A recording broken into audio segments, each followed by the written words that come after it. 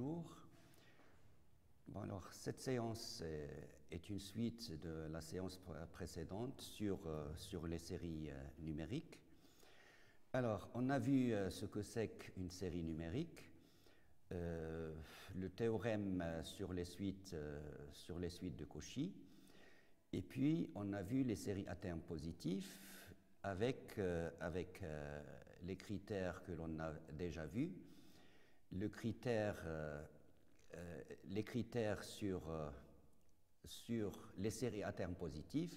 Alors, le premier critère, ou bien la première règle, si vous avez une série à termes positifs et si les sommes partielles, les Sn, est une suite majorée, alors automatiquement la série somme des Un converge.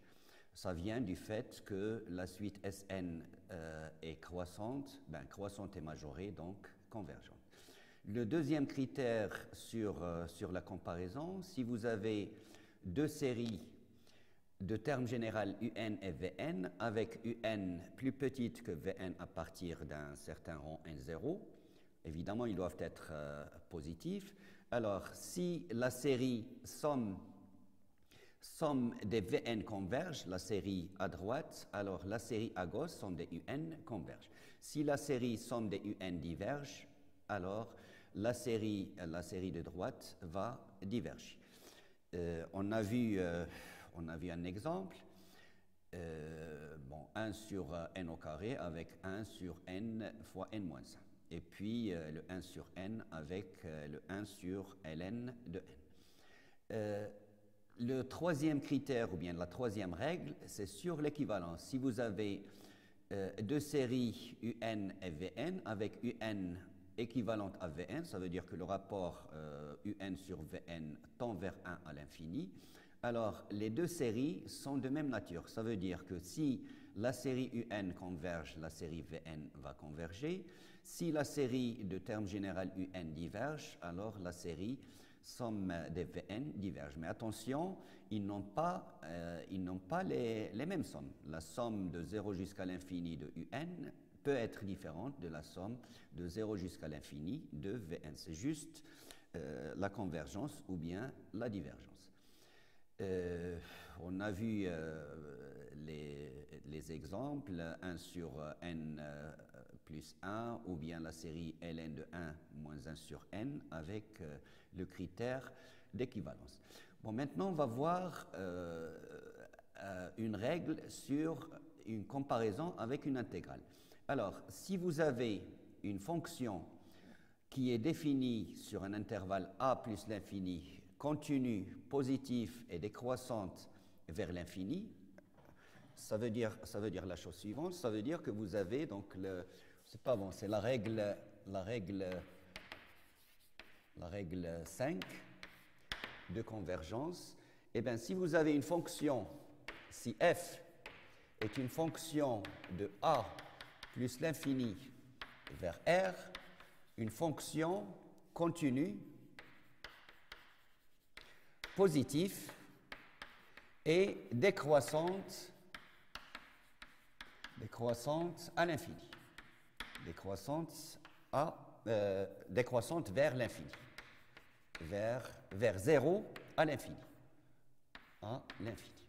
Ça veut dire que vous avez une fonction dont la forme est la suivante. Vous avez ici le a et la fonction, elle décroît vers 0.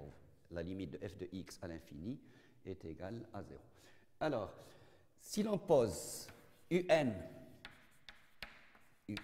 est égal à f de n. F de n pour n, évidemment, supérieur à a. N entier supérieur à a. Eh bien, alors, la série somme des Un et l'intégrale généralisée somme de a jusqu'à plus l'infini de f de x dx sont de même nature.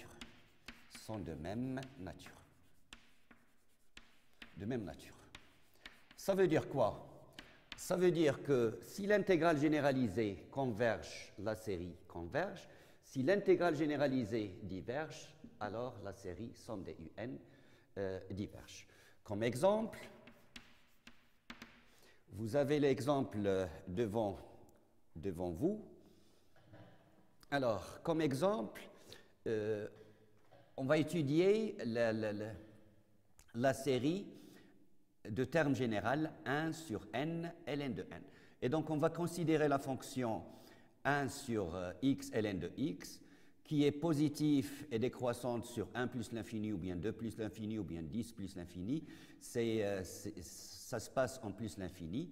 Alors, une primitive de 1 sur x ln de x, c'est le ln de ln de x. Entre 2, j'ai mis la somme de 2 jusqu'à plus l'infini parce que je ne veux pas qu'il y ait un problème en 1. Ça se passe en plus l'infini. Alors, sa primitive, c'est le ln de x, en 2 plus l'infini. C'est divergent, car la limite de ln de x est plus l'infini. Alors, cette intégrale généralisée diverge, et par conséquent, la série 1 sur n ln de n diverge. Voilà donc en utilisant une comparaison avec une intégrale généralisée. Maintenant, on passe aux séries de Riemann. Alors, qu'est-ce que c'est qu'une série de Riemann? C'est une série dont le terme général, c'est 1 sur n à la puissance alpha. Alors, cette série-là, elle converge si et seulement si le alpha est strictement supérieur à 1. Alors, ça vient de quoi? Ça vient du fait que si alpha est négatif ou nul, le terme général 1 sur n à la puissance alpha ne tend pas vers 0, et si le terme général ne tend pas vers 0, la série diverge. Maintenant, si alpha est strictement positif, on va utiliser la comparaison avec une intégrale généralisée. La fonction 1 sur x à la puissance alpha sur l'intervalle 1 plus l'infini est une fonction continue, positive, décroissante. Il suffirait de calculer sa dérivée, f' de x. F' de x, elle est négative sur 1 plus l'infini. Et en calculant son intégrale, somme de 1 jusqu'à plus l'infini de f de x dx, ça on l'avait déjà calculé lors du chapitre sur les intégrales généralisées, il vaut plus l'infini si alpha est inférieur ou égal à 1, et 1 sur alpha moins 1 si alpha est supérieur à 1. Et donc, l'intégrale, il est convergent lorsque alpha est supérieur à 1. Et donc, ma série de Riemann, elle va converger si et seulement si alpha est supérieur à 1, et elle va diverger si alpha est inférieur ou égal à 1. Alors, comme exemple, si vous prenez par exemple la série 1 sur n racine de n. 1 sur n de racine de n, on peut l'écrire comme étant 1 sur n à la puissance 3,5. D'accord? N fois racine de n, c'est n à la puissance 3,5. Le alpha, c'est 3,5. Il est supérieur à 1, et donc ma série, somme des 1 sur n racine de n, converge. Par contre, si vous considérez la série 1 sur racine de n, le alpha, c'est 1,5. D'accord? Donc, alpha est égal à 1,5. Le alpha est inférieur ou égal à 1, et donc ma série, somme des 1 sur racine de n, diverge. Alors, somme des 1 sur n, bon, ça on l'a déjà montré. C'est la série harmonique, on avait déjà montré qu'elle est divergente, mais on peut utiliser Riemann. Ici, le alpha est égal à 1, il est inférieur ou égal à 1, et donc la série diverge. Somme des un diverge. Voilà donc quelques exemples de séries de Riemann. Et donc, alors, il y a maintenant ce que l'on appelle les règles de Riemann. Que dit les règles de Riemann? Vous avez une série à terme positif. Alors, si vous trouvez un alpha strictement supérieur à 1, tel que n à la puissance alpha un converge, c'est à vous de trouver le alpha correspondant.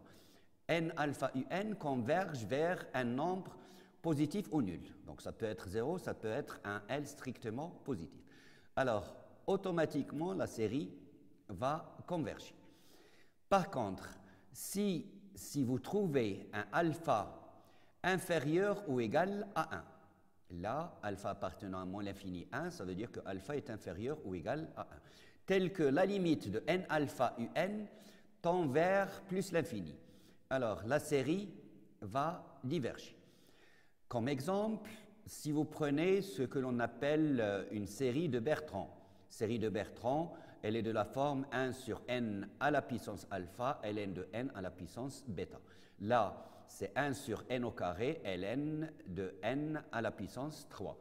Alors, si vous prenez alpha est égal à 3 demi, eh bien, n à la puissance 3 demi fois un, vous mettez ici n à la puissance 3 demi divisé par n au carré, ça va vous donner 1 sur racine de n, ln de n à la puissance 3. Donc, la limite de n 3 demi un va tendre vers 0 à l'infini. Et donc, d'après la règle de Riemann, il existe alpha supérieur strictement à 1, tel que n alpha un tend vers une limite, ici le L c'est 0, et donc ma série, somme des un, va converger. Voilà donc un exemple d'utilisation de la règle de Riemann. Il y a aussi la règle de D'Alembert. Que dit la règle de D'Alembert? On est toujours dans les séries à terme positifs. Eh bien, vous calculez la limite de un plus 1 sur un plus 1 sur un. Eh bien, si cette limite-là est égale à L, alors le L appartenant à l'intervalle fermé 0 plus l'infini, ça veut dire que le L peut être égal à 0, ou bien un L strictement positif, ou bien plus l'infini. Alors, que donne la règle de D'Alembert? Eh bien, si ce L-là, cette limite-là est inférieure à 1, la série converge. Si le L est strictement supérieur à 1, la série diverge. Si L est égal à 1, eh bien, on ne peut rien dire, c'est une incertitude. Ben là, dans ce cas-là, il faut regarder une autre méthode ou bien une autre règle pour voir si la série converge ou bien diverge. Il ne faut pas s'arrêter là, il ne faut pas dire on ne peut rien dire et s'arrêter. Alors, comme exemple de règle de D'Alembert, la règle de D'Alembert. On va prendre une série de termes généraux.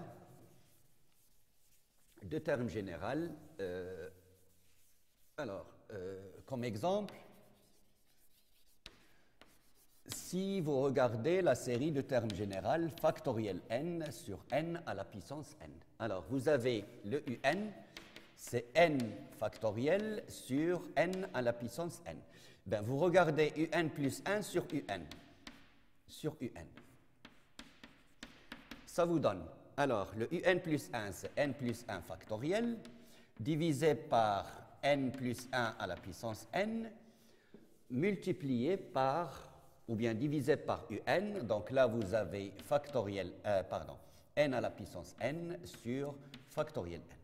Ça se simplifie, le n plus 1 factoriel sur factoriel n, c'est n plus 1, fois n à la puissance n sur n plus 1 à la puissance n plus 1. On simplifie encore par n plus 1, ça vous donne exactement le n sur n plus 1 à la puissance n. Et là, on va utiliser la bijection entre le logarithme et l'exponentiel. C'est exponentiel de n, ln de n sur n plus 1. ln de n sur n plus 1, on peut l'écrire comme étant n plus 1 moins 1 sur n plus 1. Et donc, ça me donne exponentielle de n, ln de 1 moins 1 sur n plus 1. Et vous savez que le ln de 1 plus x est équivalent à x au voisinage de 0. Donc, celui-là, il est équivalent au voisinage de plus l'infini de exponentielle de n, et celui-là, le x, c'est moins 1 sur n plus 1, donc ça fait moins 1 sur n plus 1. Alors, celui-là, ça tend vers exponentielle de moins n sur n plus 1, ça tend vers exponentielle de moins 1. Exponentielle de moins 1. Alors, mon L, il est égal à exponentielle de moins 1. Le exponentielle de moins 1 étant strictement inférieur à 1, Et donc, d'après d'Alembert, la série converge. Exponentiel de moins 1, il est strictement inférieur à 1, et donc d'Alembert me dit que la série somme des UN converge. Voilà donc un exemple d'utilisation de la règle de d'Alembert. Vient ensuite la règle de Cauchy. Alors, la règle de Cauchy, c'est un peu pareil, c'est-à-dire les résultats sont pareils. Vous allez regarder la limite de la racine nème de un. Un étant à terme positif. Donc, vous regardez la limite de la racine nème de un. Eh bien, si sa limite, c'est soit 0, soit un nombre strictement positif, soit plus l'infini, eh bien là, vous avez les mêmes conclusions que la série, comme d'Alembert. Alors, si ce L-là est inférieur strictement à 1, la série converge. Si L est supérieur à 1, la série diverge. Et on ne peut rien dire lorsque L est égal à 1. Alors, comme exemple d'utilisation de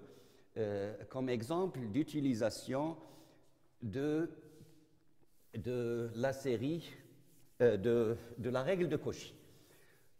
La règle de Cauchy, alors exemple, vous allez me dire si la série A plus 1 sur n à la puissance n, avec, on va prendre A positif, eh bien, est-ce que cette série-là, ou bien pour quelle valeur de A, cette série-là converge ou diverge? Alors, on va regarder la racine nème de un. Eh bien, la racine nème de un, c'est A plus 1 sur n, qui va tendre vers A en plus l'infini. Alors, que dit Cauchy? La règle de Cauchy, eh bien, si ce A-là est inférieur à 1, ma série converge, somme des UN converge. Si ce A-là est supérieur strictement à 1, la série diverge. Et si A égale à 1, il y a incertitude. Eh bien, incertitude, il ne faut pas s'arrêter là. Il ne faut pas dire c'est incertain et s'arrêter. Il faut regarder une autre méthode. Alors, regardons si A est égal à 1, que devient la suite UN. Eh bien, si A est égal à 1, eh bien, ma suite UN, c'est 1 plus 1 sur n à la puissance n, que je peux écrire encore exponentielle de n ln de 1 plus 1 sur n. Alors, ln de 1 plus 1 sur n, il est équivalent à 1 sur n, donc c'est équivalent au voisinage de plus l'infini à exponentielle de n sur n. Donc, c'est exponentielle de 1. Alors, qu'est-ce que je remarque? La limite de un à l'infini, c'est e, il est différent de 0.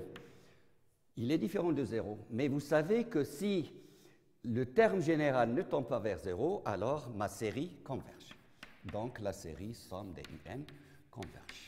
D'accord? Donc, attention là, lorsque le L est égal à 1, il ne faut pas s'arrêter, eh bien, il faut continuer, il faut voir avec d'autres règles. Voilà donc la règle de Cauchy.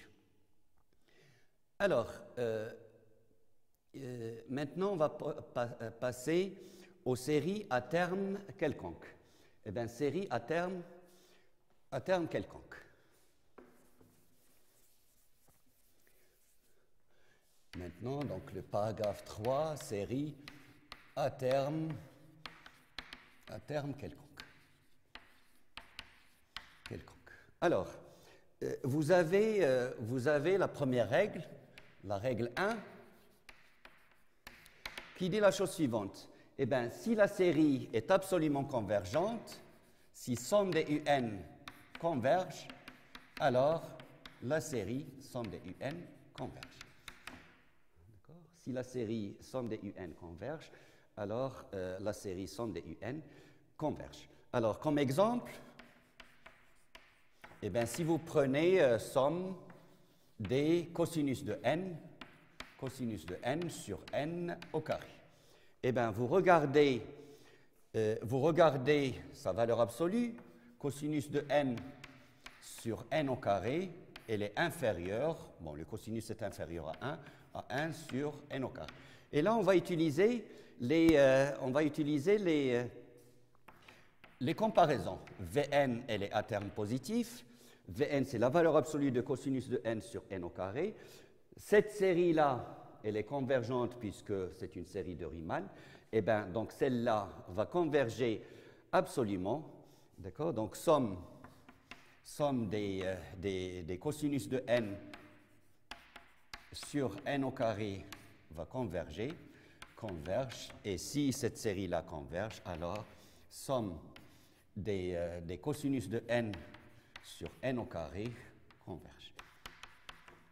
Voilà donc la première règle. Si la série somme des un en valeur absolue converge, alors la série converge. Alors, donc on peut utiliser la convergence absolue. Eh bien, pour la convergence absolue, vous avez les critères de tout à l'heure, c'est-à-dire les critères sur les séries positives. D'accord? Donc, si vous prenez Vn est égal à valeur absolue de Un, eh bien, on peut utiliser les règles de convergence de tout à l'heure, c'est-à-dire les critères de comparaison, comme on l'avait fait ici, les critères d'équivalence, le critère de D'Alembert pour les valeurs absolues de Un, le critère de Cauchy, racine énième de valeur absolue de Un, etc., pour montrer la convergence absolue. Alors, il y a ensuite le théorème de Dirichlet. Alors, que dit le théorème de Dirichlet? De Dirichlet. Vous avez une série somme des Un fois Vn. D'accord? Avec les sommes partielles, Sn, c'est-à-dire U0 plus U1 jusqu'à Un, les sommes partielles de la série Un. En valeur absolue, sont majorées. D'accord? Les sommes partielles Sn de la série Un sont majorées. Et la suite Vn, elle est positive et décroissante vers 0. D'accord? Et décroît vers 0. Ça veut dire que la suite, elle est décroissante et sa limite à l'infini égale à 0. Donc ça veut dire décroissante et limite de Vn égale à 0, à l'infini. Eh bien, que dit le théorème de Dirichlet? Eh bien, alors, la somme des Un fois Vn converge. Voilà donc le critère ou bien le théorème de D'Alembert. Alors, vient ensuite ce que l'on appelle des séries alternées.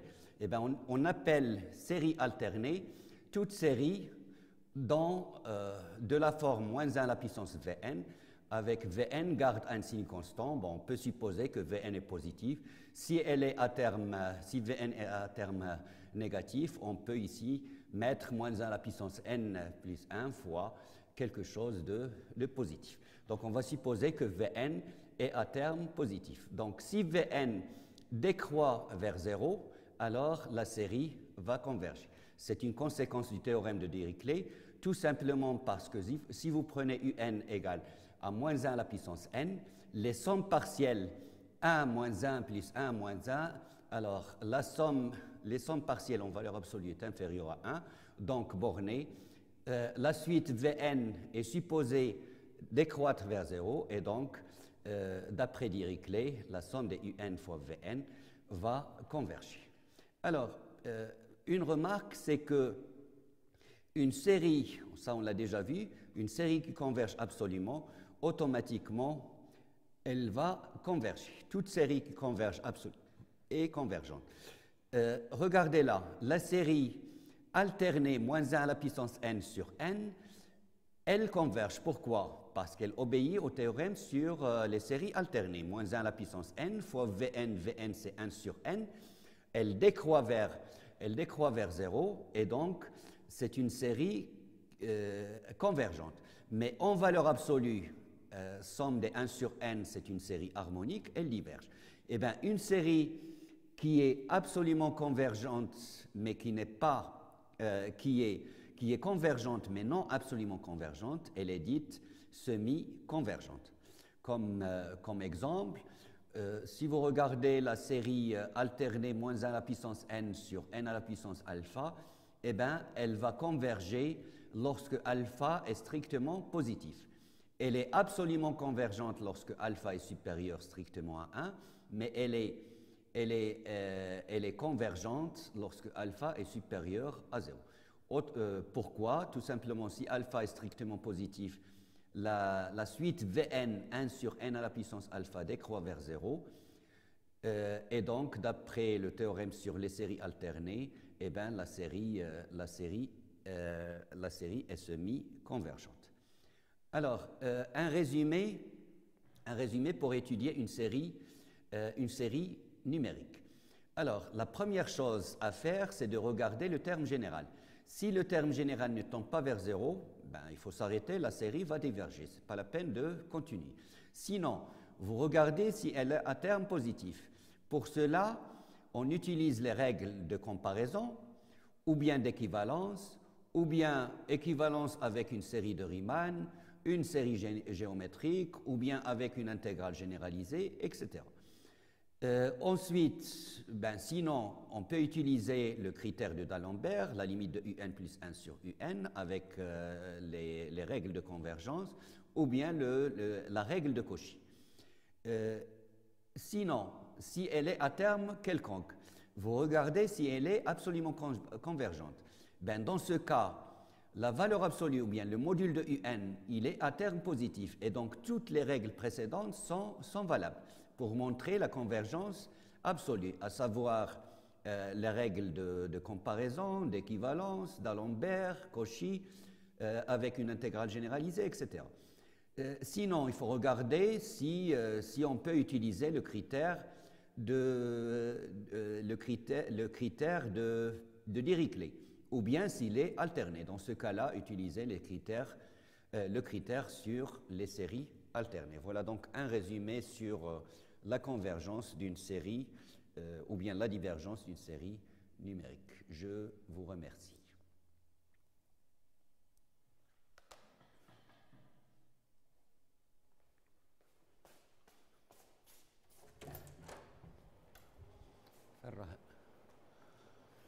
شاف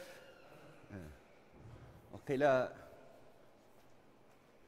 شفت من كان الاخر وقيل درتو مزيان جو كخوا الله اعلم ياك ما تسجلش عاوتاني